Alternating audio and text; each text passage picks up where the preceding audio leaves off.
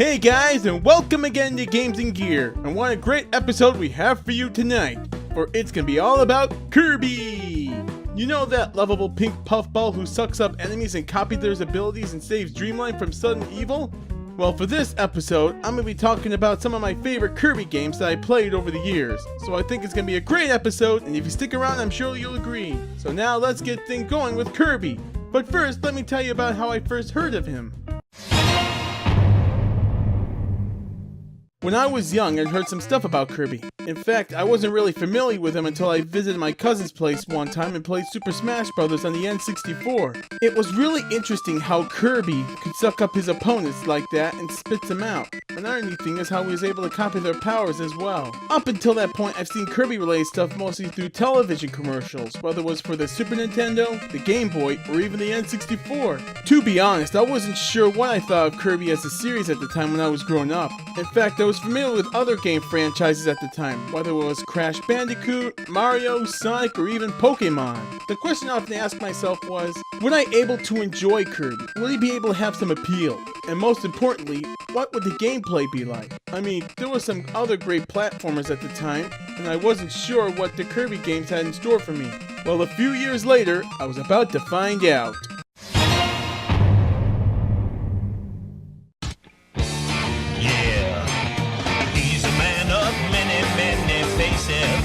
He may be pink, but it's really dangerous. Every enemy he meets is another bad guy for Kirby to beat.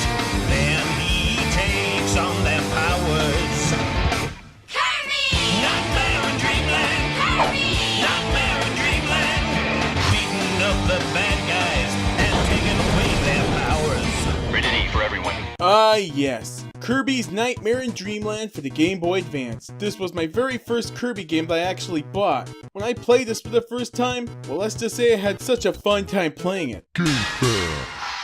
Kirby Nightmare in Dreamland is actually a remake of the original NES game Kirby's Adventure, which was also the first Kirby game that introduced Kirby's ability to copy enemy powers. The graphics were really neat for a Game Boy Advance game, plus the music soundtrack was really enjoyable. I remember when I first got 100% on the game, and I was really proud of myself for it. I also remember that you get to play as another character called Meta Knight. That was pretty cool too. There was also this boss endurance mode, which was pretty tough to beat. But perhaps one of the most coolest things about the game was the fact that you can link up with other people to play 4-player using a link cable.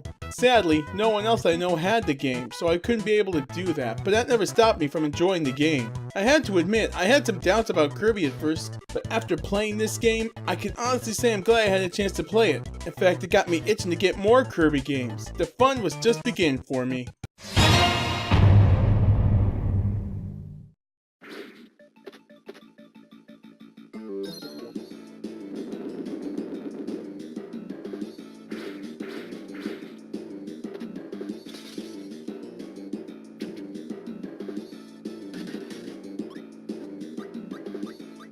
Another favorite Kirby game was Kirby and the Amazing Mirror for the Game Boy Advance. The gameplay was similar to that of Kirby Nightmare in Dreamland, but it had new worlds, new abilities, and even new bosses to fight. Master Hand and Crazy Hand from the Super Smash Bros. Series make an appearance as one of the mid-bosses that Kirby battles. If he sucks one of them up after beating them, he will get the Smash ability, which pays homage to the game. One of the coolest things was that Kirby had a cell phone which you can call upon different colored Kirbys to assist you in battle. It can also be used to exit out of a level too. This game was pretty amazing. You had this mirror world and Kirby traveled through different areas to get mirror shards in order to battle Dark Meta Knight and then the main enemy, Dark Mind. Some of my favorite games in that game was the fact that you can find many treasure chests in the game that include many collectibles such as music notes, which serves as a music player, hearts to increase your health, and spray paint to color Kirby in different color. Now I had to admit, that was a pretty neat game. My next favorite was Kirby and the Rainbow Curse for the Wii U.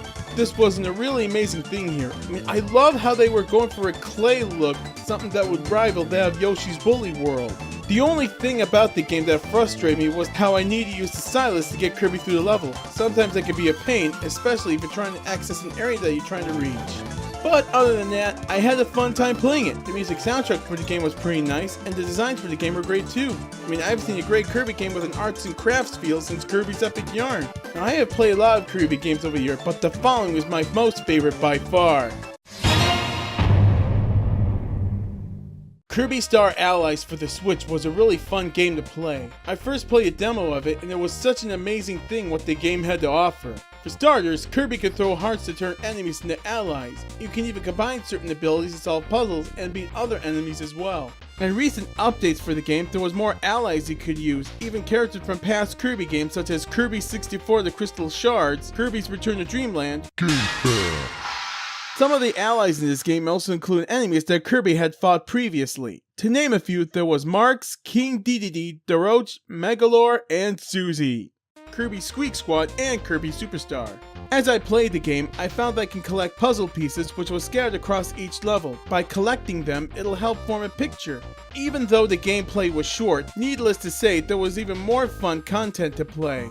For starters, there were some cool mini games. There was also some new modes such as Guest Star, in which you can play as one of the allies. There was also a mode called Heroes in Another Dimension. And I had to admit, I'm glad the game provides so much neat content.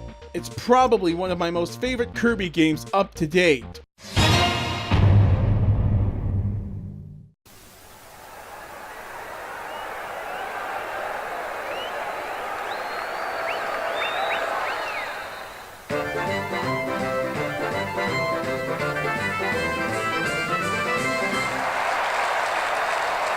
Before I wrap things up, I only have one thing to say. Kirby is probably one of the most greatest game series I have ever had the pleasure of playing. Just seeing that pink puffball even puts a smile on my face. In fact, there was an anime series based on it. You know, when it gets right down to it, I hope to see more new Kirby games in the near future. So thank you, Nintendo, and thank you, Masahiro Sakurai, for making a series that is really fun to play. Well, this episode is all but finished, so now it's time for game wordplay. And this week's game wordplay is Puff Brawl, a term used when you like to play as Kirby to beat up your opponents in a round of Super Smash Bros. Well, I hope you enjoyed this week's episode and made Kirby continue to shine like a star. He happens to ride one, you know, so it makes sense when you think about it. Well, this is Clyde Monster saying, see you next time on Games in Gear. Take me to your Xbox to play Fortnite today.